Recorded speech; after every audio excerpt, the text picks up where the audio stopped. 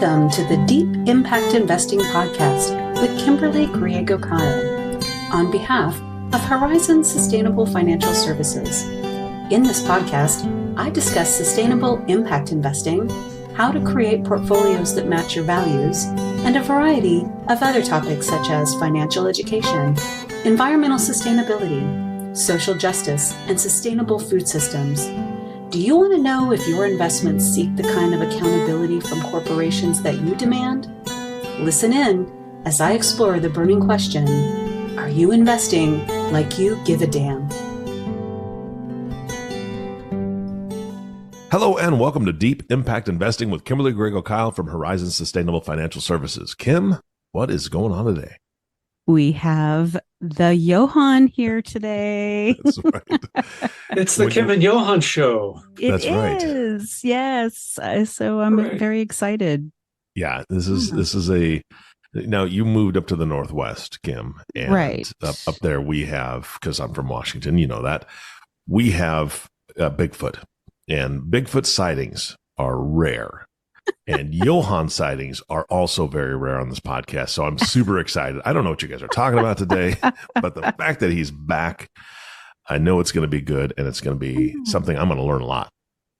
I'm very happy to have Johann on today. And Johann and I were discussing it that he should be on more often. He has lots of things to share with us. So Absolutely. We're going to see what we can do about that. As a recovering educator, you know. Yeah. It's been a unanimous vote. Johann's back. All right. Yes. Well, and today we're going to talk about, we're 6 months into the year. Well, 7 technically, but, we're going to talk about what the markets have done the first half of the year, what think clients about the second saying. half. What clients are asking us about, that kind of fun stuff. Yeah. So that's the plan this morning.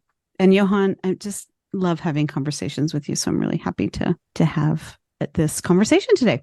Well, where should we start? Should we talk about what the markets did the first half of the year? Or do we sure. Okay. Let's start with where we are. Yeah. If we didn't know, and I know, Eric, you do a lot of these kind of podcasts too. You do a bunch of financial stuff, right? So if you didn't know, if you had to guess, where would you guess the markets are so far this year? Was that a question for me or Kim? That's for you, Eric. Yeah. Oh, well, if I had to guess, the markets are all over the place, as has been, for the first 6 months. I don't think it's been, depending on which area you're looking at, but it's up and down, and people are just like, they don't know what's going on. Exactly. So much depends on what you mean by the markets, right? That's a broad sort of thing to say. So far this year, actually, when we actually crank all the numbers through, U.S. stocks are up not quite 17% for the first half of the year, so through June 30th. I honestly think that's amazing. I thought that's better than I thought it was. And bonds are up too. Bonds are up 1.62%. So I guess I would have thought bonds would be up a little more at this point, but no. I think you'll talk about why, but.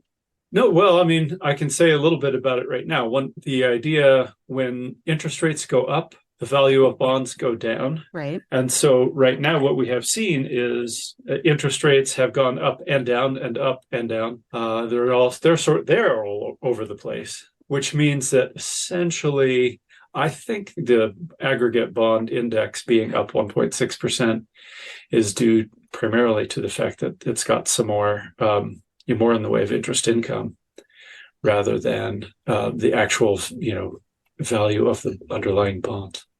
Right. And I think it's a reminder to clients or listeners that if you do hold that bond to maturity, it will come back to par or its original amount of investment. So if you're buying individual bonds. Yes. Yeah, exactly. But if you're in a mutual fund or if you're just looking at a bond portfolio, and not looking at each individual bond underneath it, you're going to see fluctuations in the prices. But so far this year, stocks are up almost 17% for the last 3 years on average. So for the last 3 years, so including 22, U.S. stocks, the S&P 500 is up 14.6% average for those 3 years.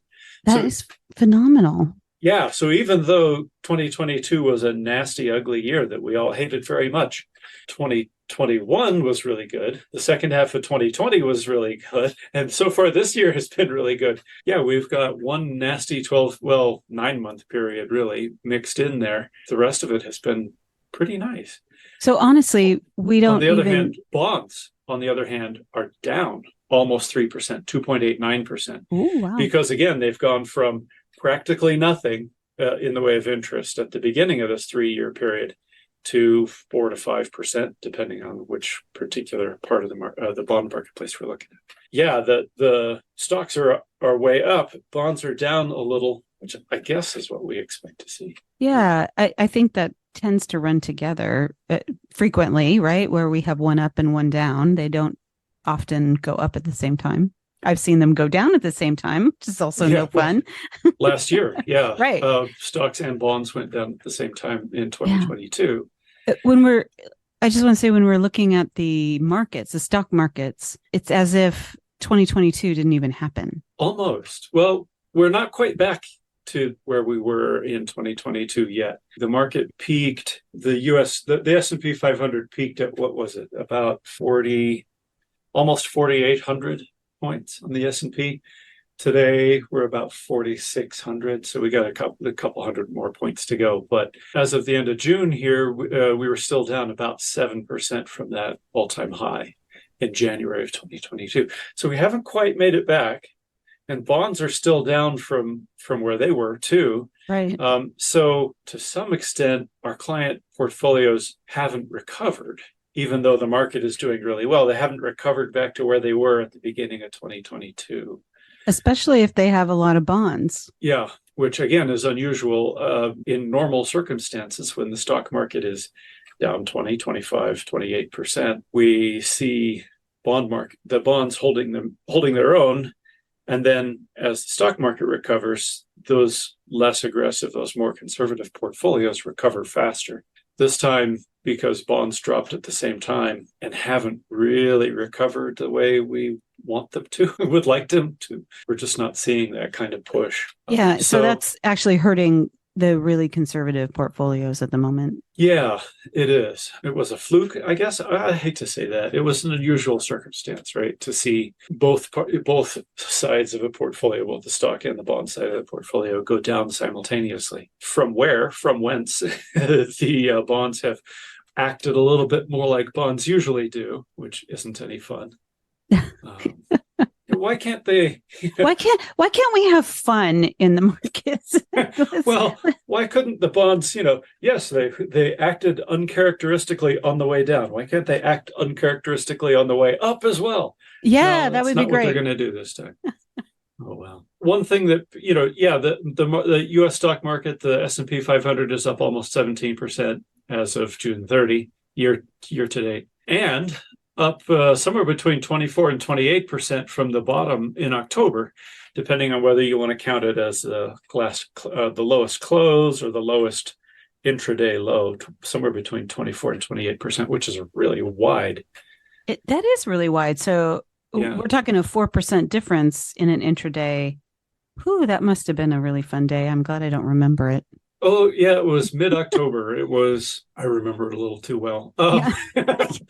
It was a dark and stormy night. No, it was a dark and windy day. It is kind of a horror story, so you could start it with that. Yeah. Yeah, it's a dark and stormy night.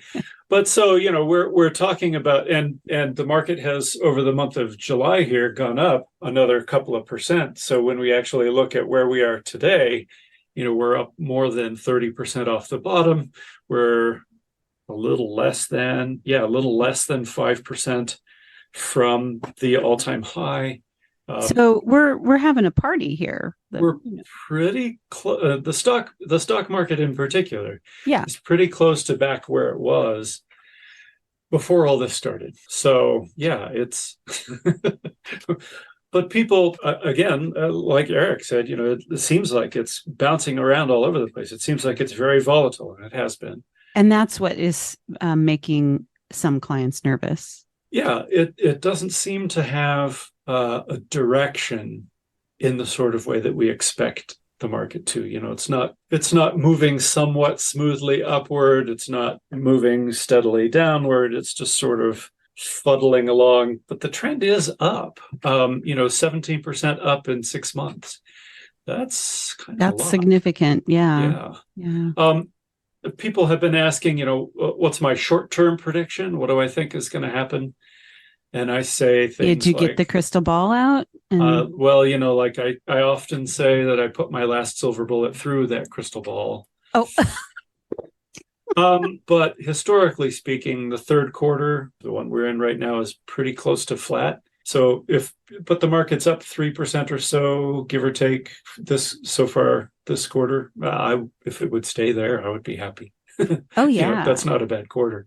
Me too. So, but that's where we're at, right? Is that despite all of the fear that we hear from the punditry on TV, despite all the concern of, what's going on with your portfolio, you should check on that and make sure and probably change things around.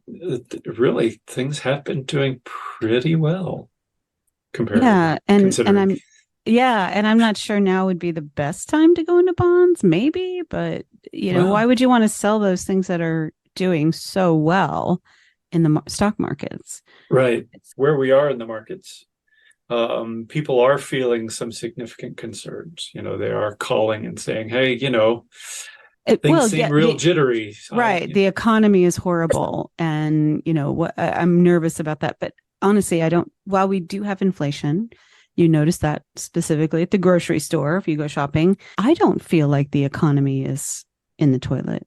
Yeah. And that's right now, inflation has come back down to, right. Well, the most recent readings were that it was around 3% for the past 12 months, which is great because it went up as high as here in the U.S. It was like in the sevens, or 9% maybe, and that's back down to about 3%. Now the Federal Reserve has a target of 2%, so they're talking about not cutting interest rates anytime soon, which on the one hand is great because we get more from our CDs and our bonds and so on. Right. On the other hand, it's terrible because we're paying more on our credit cards and our loans and car loans. Yes. So okay, hang on. I'm going to jump in here because please. All this talk back and forth about what they're doing and which is great for updates and data, and I love that. But bottom line, it's speculation as far as what's going to happen next, and all of us try to do that, right? We all try to. Well, what here, I mean, I'm just naming a couple things, right? The political landscape. Nobody likes politics. Nobody wants to see what's going to happen this next year. All this news back and forth. Well, this person's going to be in jail, so it doesn't matter. This person's son's going to be in jail, and so all these different things contribute to the ups and downs of whatever market we're looking at, right? Absolutely. So the bottom line is that you stick to a plan. This is what you guys do, right? That's right.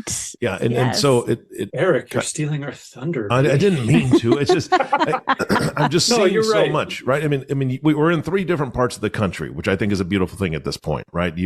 Kimberly on the West Coast, so you're experiencing something different than I am in the Midwest, which has been very non-volatile for housing markets and everything else. And looking at the housing quote unquote crisis. I don't know if we want to call it that anymore, but people can't afford homes and now interest rates are higher and gloom and doom, blah, blah, blah. Right. There's always something.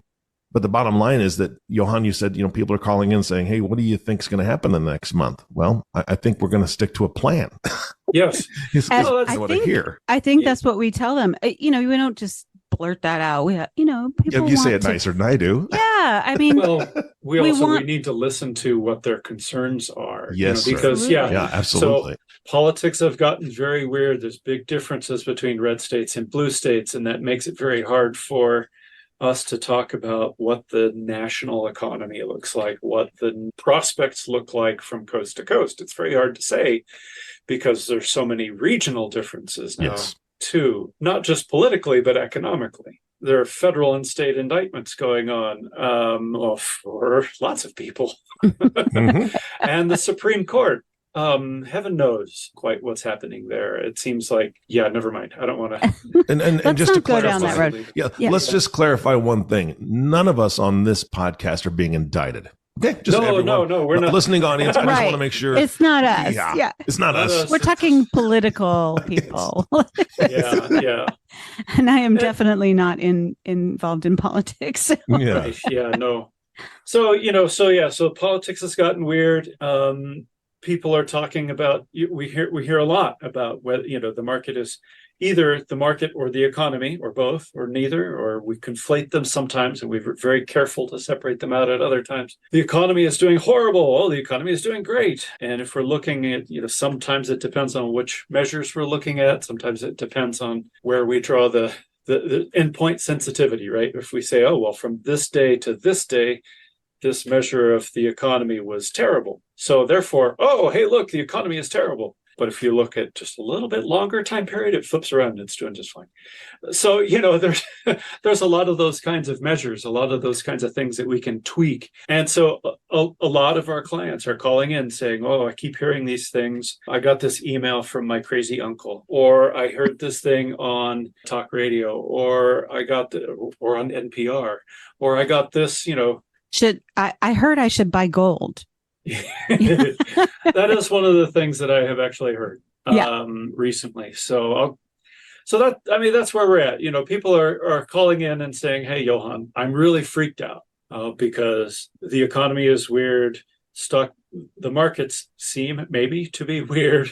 Politics is very weird. What are we going to do? When was the last time politics were not weird? Yeah, well, that's a good point too. Yeah. But there's some great, if we look just looking on the internet, doing our research, we can look on the internet and find there's any number of these great charts that show all the reasons why you should not have been invested in the stock market, going back to the end of the Great Depression, right? Oh, well, right. In 1940, there's impending war there's war in Europe, and it looks like the United States might be going to get involved. In the 1950s, there's the Korean War. In the 1970s, the gas crisis, that. There's always a reason that someone is going to tell you not to invest in the market. Now, I tend to be optimistic, which is on the one hand great, on the other hand difficult. I have taped up on one of my monitors here a little quotation from Morgan Housel, an author. Is he an economist? I don't know. I think so. It says, optimism appears oblivious to risks. So by default, pessimism looks more intelligent. Oh. Optimism sounds like a sales pitch, while pessimism sounds like someone trying to help you, right? So the people who are coming to our clients and saying, oh, you ought to be scared. There's all this scary stuff going on out there in the marketplace. You ought to do this thing that I happen to be, if you do it, I'll profit from it. You should do this thing, this other scary thing. To try and alleviate your risks. And people come to me and say, well, what should I do? Should I do this thing that this person is telling me is the right thing to do when things are scary? If I say, no, things are actually going pretty well. There's reason for optimism. There's maybe not going to be a recession in the second half of this year. There's maybe things are actually doing pretty well. That on the one hand makes me sound a little dumb, oblivious to the risks, right? Not as intelligent as somebody who's a pessimist. But it also sounds like, well, maybe Johann's just telling me that because he wants to keep making money off of me. True, yeah. So maybe. Yeah. So, they come in and they say, well, can we take less risk? Well, keeping in mind that when the Fed has said that they're going to keep interest rates higher for longer, that's a phrase we're hearing a lot. Because they're trying to keep inflation under control. So interest rates are not going to go down. So the value of bonds is not going to go up. So we might be kind of, I don't want to say at a peak, but bonds are kind of high value right now. True. So if we buy bonds, we're buying high. We're not, at least we wouldn't be selling low to sell the stocks, but yeah, it's a bit of a quandary, and I understand what you're saying. Sometimes being too optimistic makes people nervous. Yeah. And it's a very good quote, and I just think it's tempered by listening to what people have to say, and then saying, I hear you, and you are nervous, and I think that's really important. And something that you do probably every day, multiple times a day. Pretty much every day. Yeah. Well, Yeah. you know, Yeah, I know. you know the volume of these calls. Yeah. Yeah. So, Well, again, I'm just jumping in. no, that's good. Here's the thing: is it's you brought up gold earlier, which I just think is fantastic because when I hear buy gold, it's from a commercial. Right. It's right. from, Yeah. that's I would say 90% of it is from a commercial. And then there's 10% that's, people online that are, or, on news shows or whatever saying, hey, it's probably a good idea. And they don't necessarily make anything off of that quote unquote endorsement or that suggestion. But I think that precious metals in general, my opinion only, may be a good idea to have some around, right? I'm not pouring millions of dollars into it, so on and so forth, but anybody who's saying you have to buy gold now, trade in your children for gold. I mean, it's worth more. They're really trying to sell you something. And the bottom line is that the people that are calling in and the people that are asking these questions, if they know you, like Kim knows you, like I know you, which means a relationship, we know you're not selling anything. We know that you're not in it for, hey, I could possibly make a few more pennies off of your accounts if you do the A, B, or C. The relationship is premium, right? That's what people need to understand. If you don't have a relationship with whoever's telling you to do something, Johann, you're right. They're probably getting something out of it, right? Yeah. It's entirely possible. I think it's really important, and sometimes it's hard for people to hear, is we created a plan with you, and that's how we've been investing your account, is according to your plan.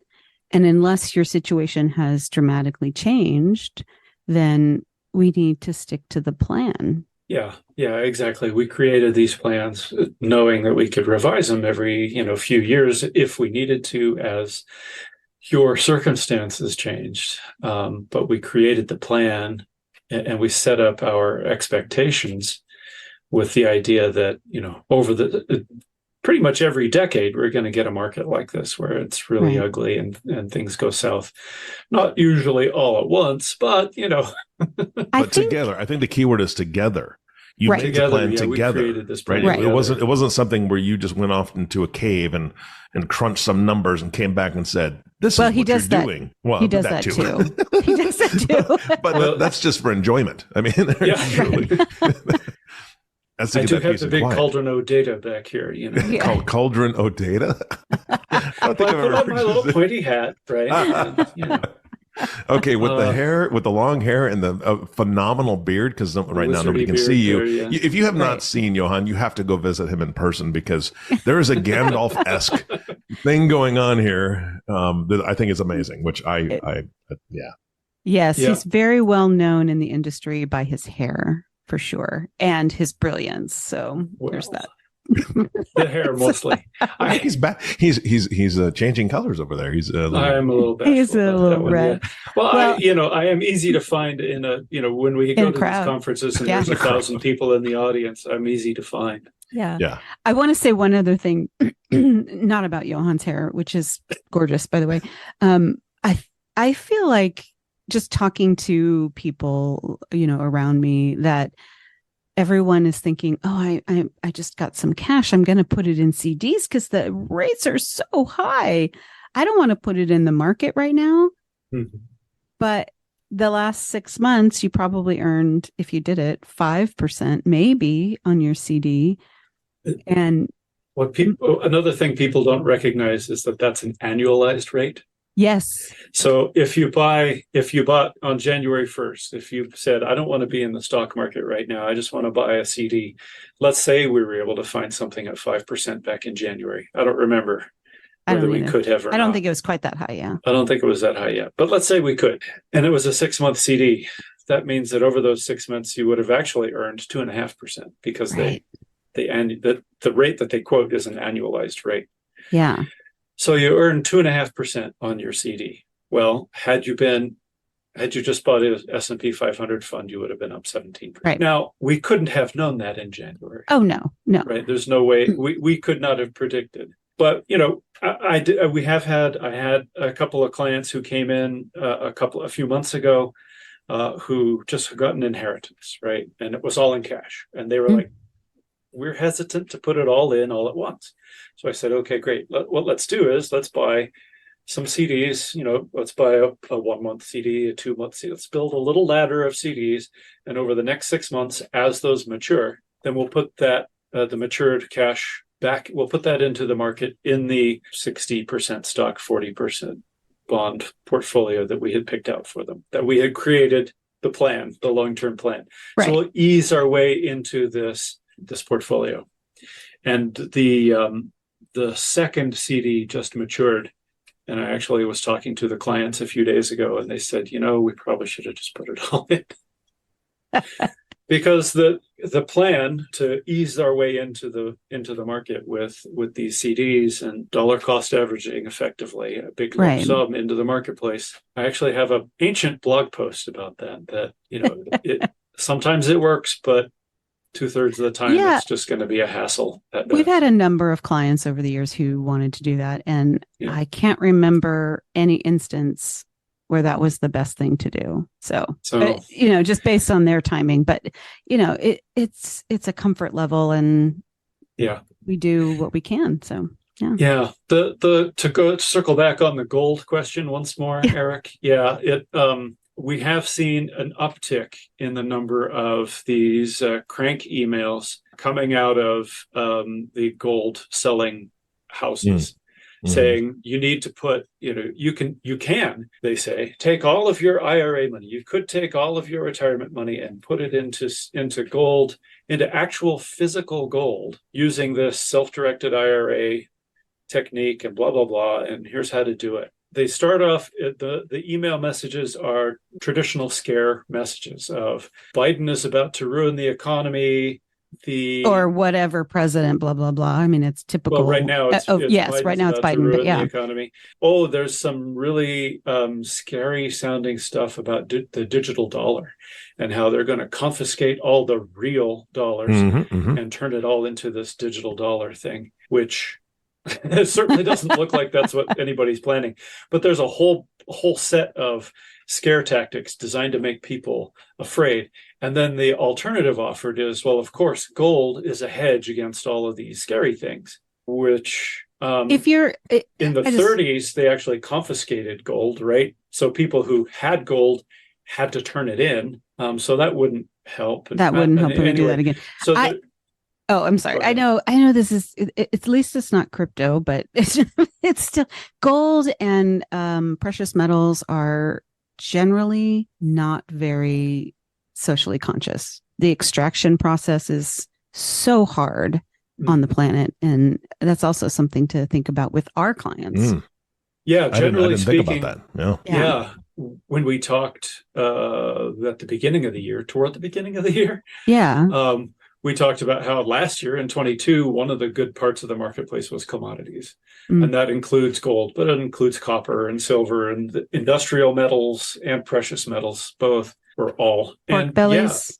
Pork bellies too, but sure. But the metals are going to be high up on that list of things that are going to be involved in those. I don't know how you actually, this sounds funny, but I don't know how you actually invest in pork bellies. I mean, what is the purpose? I don't know. I do on like a weekly basis, but I end up eating them.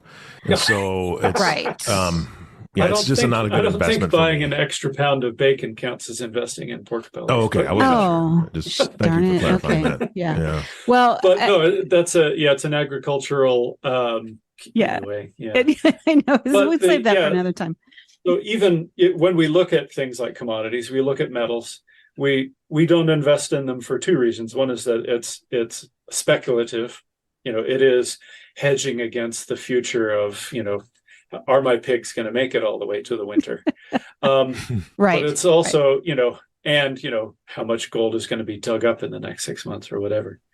But it's also, environmentally difficult on the metals and mining side, because there isn't a clean green way to get copper out of the ground right now. Right. So there are recycling methods. There are other things that we can do. There are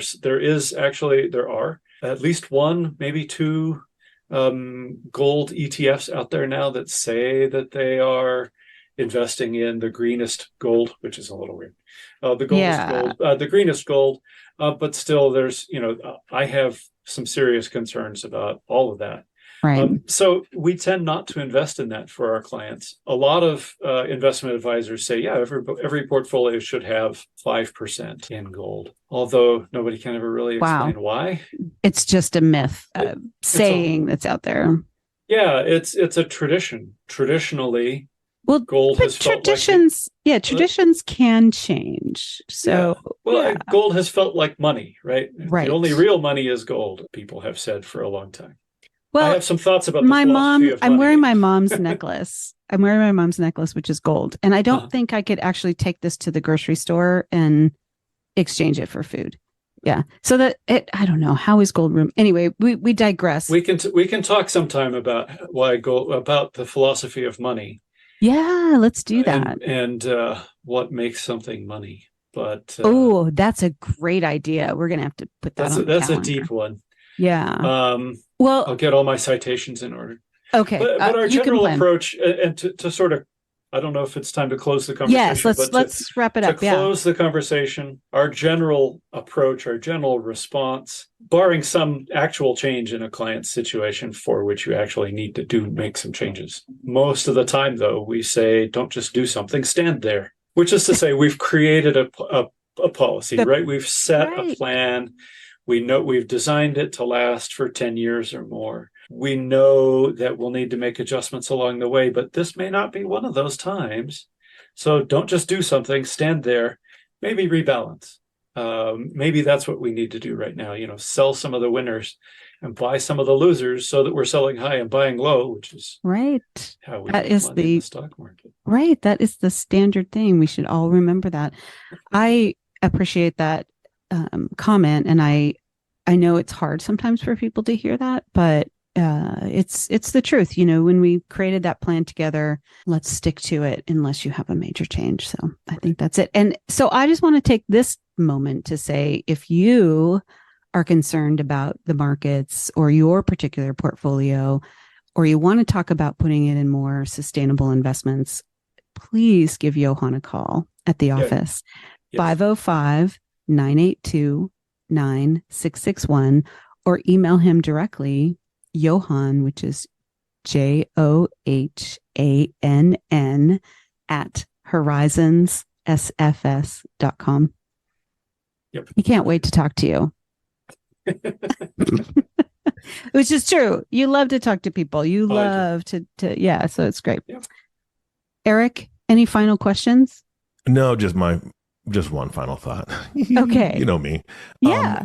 And just to reiterate that gold is not necessarily a safe investment, because in 2019, a solid gold toilet disappeared from Blenheim Palace, the birthplace of Winston Churchill. And if somebody can go into your house and steal a solid gold toilet, they can steal any type of gold. So it's just gone. Yep. Fun fact for the day. Hilarious. Thank you. Thank you, imagine Eric. somebody running through the yard with that thing? Lugging it across the grass. Yeah. Exactly. It was valued at $6 million. So that's amazing. What? It was a solid gold toilet. It's got to be $6 million. Wow. That's insane. Yeah. And so here's the caveat, that the last piece that really will make your day is that the solid gold toilet was named America. So that was the name of the toilet. Okay. Why does the toilet have a name? Why does the toilet have a name? Yeah, I don't know. Yeah, that is one of the oddest things. Fun. I really appreciate you sharing that real oddity with us.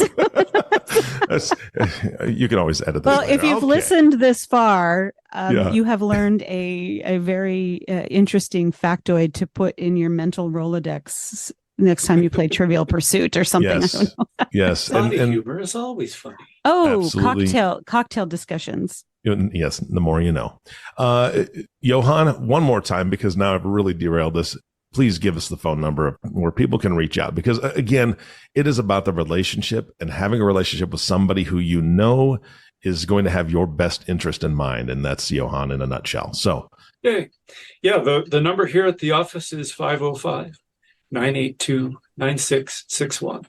And my email address is Johann, Johann, 2 N's, just like Sebastian Bach, at Horizons, plural, SFS, as in Sustainable Financial Services.com. Absolutely. Yes. always a pleasure. I'm so happy I got to spend my morning with you guys. Seriously, Right. this is so much fun. So I always thank you look forward both. to it. Yeah. Yeah, Thank me you. too. And our last thank you will always go to you, listening audience. Thank you so much for tuning in and listening to the Deep Impact Investing Podcast with Kimberly, Griego-Kiel, and Johann Klaassen today. If you have not subscribed to the podcast yet, please click the subscribe now button below. This way, when Kim comes out with a new podcast, it'll show up directly on your listening device. And we humbly ask that you share this podcast, rate it, and leave a review, as this actually helps others find the show. Again, thank you so much for listening today. For everyone at Horizon Sustainable Financial Services, this is Eric Johnson reminding you to live your best day every day. And we'll see you next time. Thank you for listening to Deep Impact Investing with Kimberly, Griego-Kiel, the sustainable, responsible impact investing podcast, reminding you that it's time to invest like you give a damn. If you have questions about this podcast or topics you'd like to hear addressed on an upcoming podcast, please email me at kim@griego-kiel.com. That's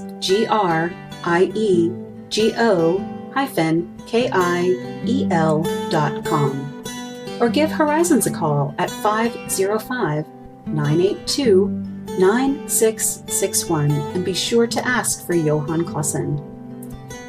Don't forget to click the subscribe button to be notified when new episodes become available, and to share this podcast with colleagues, friends, and family. The companies I may speak about during the podcast are not recommendations for investment. Only you and your financial advisor can determine what the right investments are for you.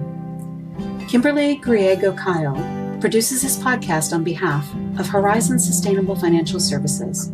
Horizon Sustainable Financial Services, Inc. is a registered investment advisor registered with the SEC. Horizon Sustainable Financial Services, Inc. and its financial professionals do not render tax or legal advice.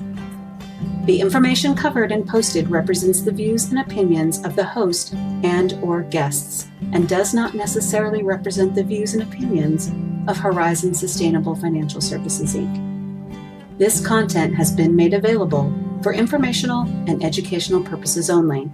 This content is not intended to be a substitute for professional investing advice. Always seek the advice of your financial advisor or other qualified financial service providers with any questions you may have regarding your investment planning. None of this content may be used or duplicated without the express written agreement of the podcast host.